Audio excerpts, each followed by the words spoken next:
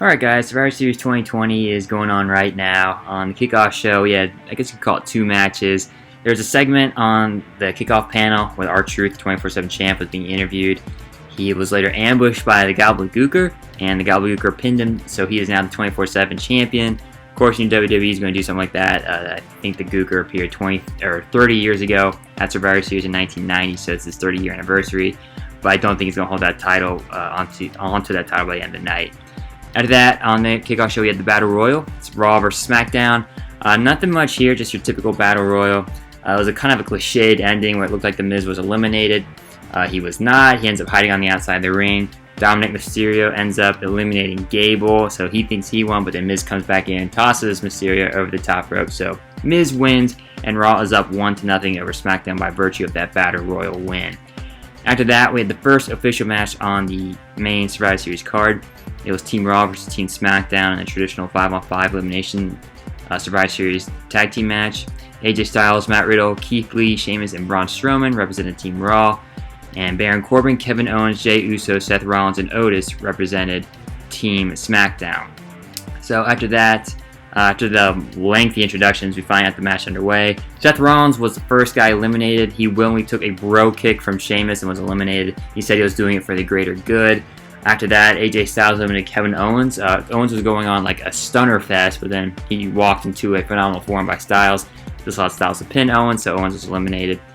Finally, after that, we had Matt Riddle eliminating Baron Corbin with a whisper in the wind, and then Strowman eliminated Otis after a power slam. So it was Jey Uso versus everybody from Team Raw at this point. No one had been eliminated from Team Raw. Uso managed to mount a small comeback. There's a spot in the match where Keith Lee tags AJ Styles, but Uso doesn't know that, so Uso's going for a splash on Styles. Lee catches him midair, counters that into a Spirit Bomb, and pins him.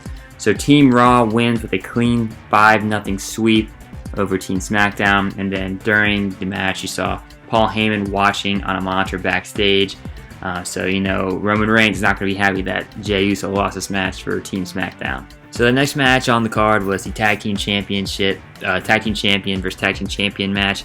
The New Day representing Raw versus the Street Profits representing SmackDown. They were taking this brand warfare very seriously, as Montez Ford even had a blue solo cup to represent the blue brand. So this was a great match. Lots of good spots here. New Day and the Street Profits had really good in-ring chemistry together.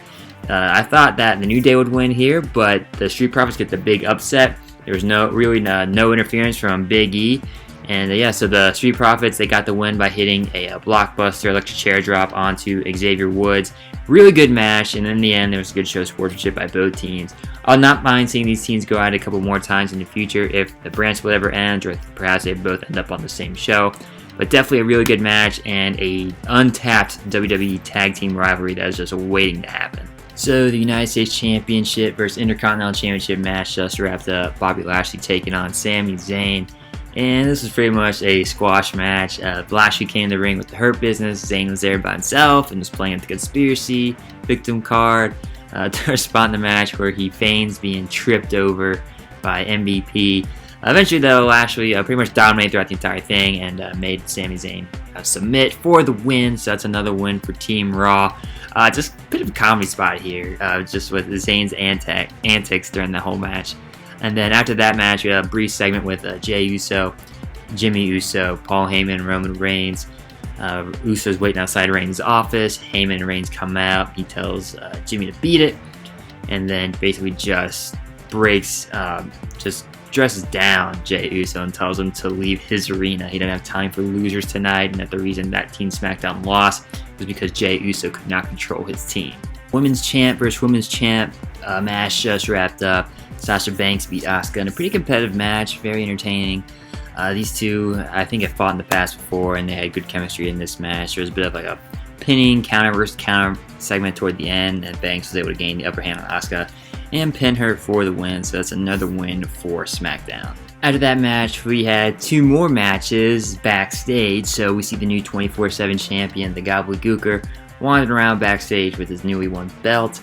He sees a trail of birdseed, follows it. There's a big pile of birdseed. He's celebrating with it. He's throwing up in the air. Then there's a dumpster behind him with a referee, and Akira Tozawa. Tozawa rolls up the Gobbledygooker. He wins the 24/7 title, but his reign is very short-lived as R-Truth pops up behind Tozawa, rolls him up for the win. So R-Truth is now 24/7 champ, and he runs off with the belt with the Gobbledygooker in hot pursuit. We return back to the ring with the 5-on-5 women's traditional Survivor Series match. Team Raw versus Team SmackDown. Representing Raw was Nia Jax, Shayna Baszler, the women's tag team champs, Lana, Peyton Royce, and Lacey Evans. And representing SmackDown was Bayley, Bianca Belair, Ruby Riott, Liv Morgan, and Natalya. Early in the match, Lana got into the ring, was actually doing pretty well for herself. Her entire team was pretty much bullying her and telling her to stay on the stairs, don't move from the steel stairs, and she literally stood there the rest of the match. Peyton Royce, however, got the first elimination when she eliminated Bayley in a very surprising first elimination. After that, Natalya eliminated Royce with a sharpshooter after a botched rolling submission attempt. Natalya went for something, but there was some miscommunication, so they improvised, and eventually Natalya locked in the sharpshooter, making Peyton Royce tap. After that, we had Elevens eliminate Natalya with a women's right, and then Ruby Riott actually had Shayna Baszler pinned, but there was a commotion going on outside the ring, so the ref was distracted, and when he finally noticed, Riott was apparently being choked out by the Karafuda clutch by Baszler. This allowed Baszler to pin Riott, so Riott was eliminated. Morgan would then pin Evans with the crucifix bomb, and then Jax would pin Morgan after Baszler prevented Bianca Belair from coming in to break up the pin. At this point, it was Baszler, Jax, and Lana versus Bianca Belair. She's the last person for Team SmackDown. Baszler would get disqualified after having Belair in the Karafuda clutch. Belair would actually give the ropes.